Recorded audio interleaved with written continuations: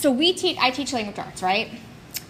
And when we teach, right, a lot of times, the way that I teach, it's very book dependent. So what do teachers always ask you? Okay, they might say, all right, well, tell me what you think about the character, but what do you have to do? You don't just tell your opinion, but what do you also have to do? Give evidence, right? So you have to give evidence. So a lot of the ways that I've been teaching you, and your past teachers have been teaching you to think, is like think with the book. So what I mean by that, if you look up here, is thinking about text in a textual way. So that means making inferences, predictions, facts, drawing conclusions. So some things you're thinking about, like who's telling the story. Remember when we did this yesterday, we're like, who's the character? And we all said it was Jonas. We were thinking about what's the setting. So what was the setting? When is the story taking place? In what month? December, right? So what does it, when we think about the book, like what does the author want us to know? So when we read Thank You, Ma'am, through the character's actions, the author wanted us to know that Mrs. Llewellyn, Washington, Bates, whatever, was dauntless, right? Or she was undaunted. And he also wanted us to know through the boy's actions that he was apprehensive. And we know that because there was parts in the text where he was sitting on the couch and he didn't know if he should run. So that's all textual stuff. And we asked ourselves, like, what does this mean? So what if she was dauntless? So that's one way to think as readers. And I think that's the main way that we have been thinking. However, there is another way that we have to start thinking, two different ways. So one is with your head. All right, where you're thinking beyond the pages about how the text strikes you and how it fits into your own thinking. So let me give you an example. I was reading this book. It's called Out of My Mind, and it's about this girl who is 11, and she has a disability in which she's unable to speak and walk, like she's in a wheelchair. She has no control over her arms, and she can't feed herself, and she can't go to the bathroom. So when I was thinking about this book, there was one part. So if you look at my little bullets here, it says, what images, lines, parts were most important to you? What images, lines, parts are you able to connect with, and why? So there's this one part where she says, and I would actually pull this line and I'd write it down in my notebook to think about it. Everybody uses words to express themselves except me. And I bet most people don't realize the real power of words, but I do. So it got me thinking, well, first I felt sorry for her, because it must stink being able to have all these thoughts, but you can't verbalize them. So I kind of was connecting, like I understand in a way where she's coming from, because I have a nephew who's 19 and he is autistic, severely autistic. So I was thinking back to when he was 1. He started talking when he was like 9 months. Full sentences by 1.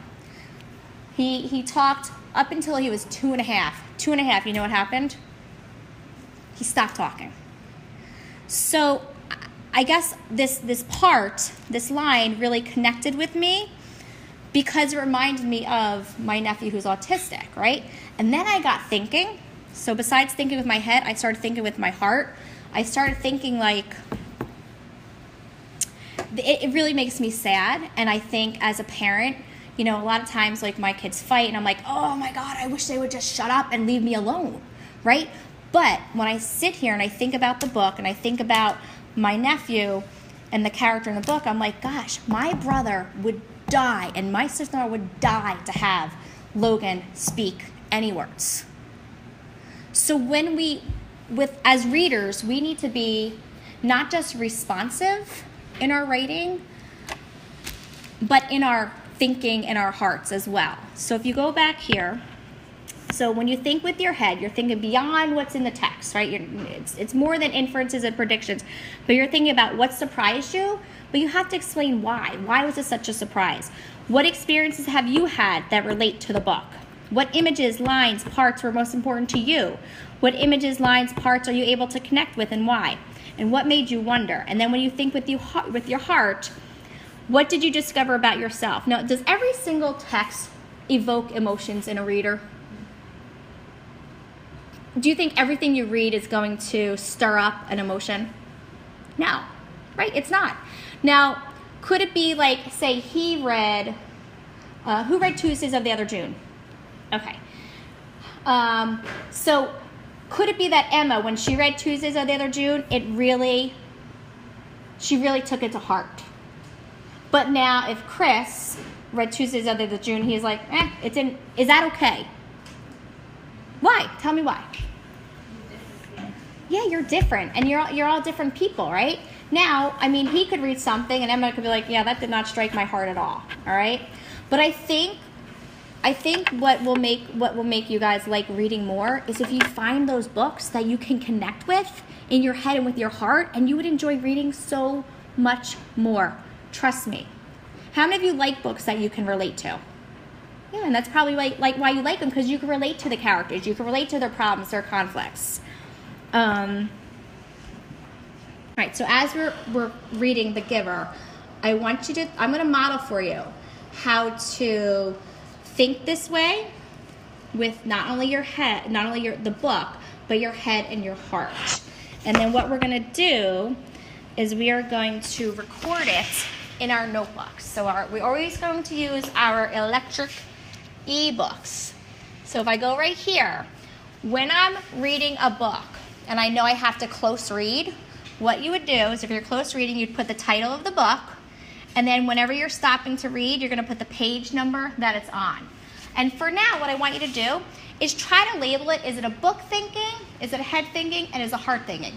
Does it matter if you get the type of thinking wrong? No, why not? What matters? That you had a thought, okay? All right, so we're going to keep reading here. So what made me stop in this part is a little tug came to my heart. Oh, that kind of rhymes. Because when they're sitting here and the father's saying, how do you feel now, Lily? And she's like, it's almost like the father, through the talking, the father has changed Lily's thinking. And it really just makes me sad. So you could write this. So I guess I'm thinking with my heart right now, so just put heart. So this is really making me sad that I feel like in our society today, families don't work this way. I think we're all so busy with sports and activities that there's no time for families, and I'm not just saying all families, I'm just stereotyping like in general, to like sit around and talk about your feelings and have conversations like this. How many of you agree? Like how many of your families are so busy, like you're always running. You're always running. I mean, I am all the time. So I just kind of wish that we could go back to like, I don't know, it seemed like the 1950s, there was a show, and feel free to just write whatever you think I'm thinking.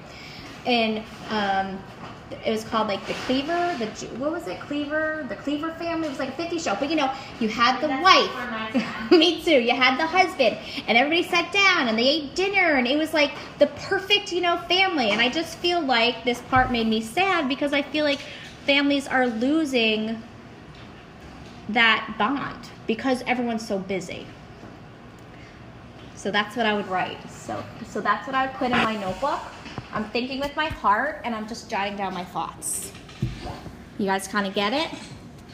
Okay, so we're going to be reading here. So this time I'm thinking like a book thinking.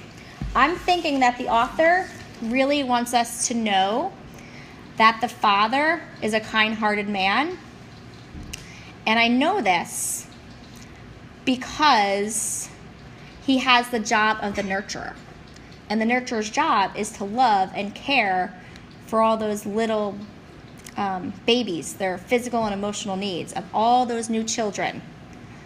So, but I'm thinking, like, why? What does this mean? Oh, I know. I have an idea. Maybe that's why the they have those like talks where they all are like getting together and talking about their feelings. Maybe that's why they do it, because the father is the nurturer. Could that be? So one line that really, I guess, struck me was when they said, where is it at? The family unit. Somebody find it for me.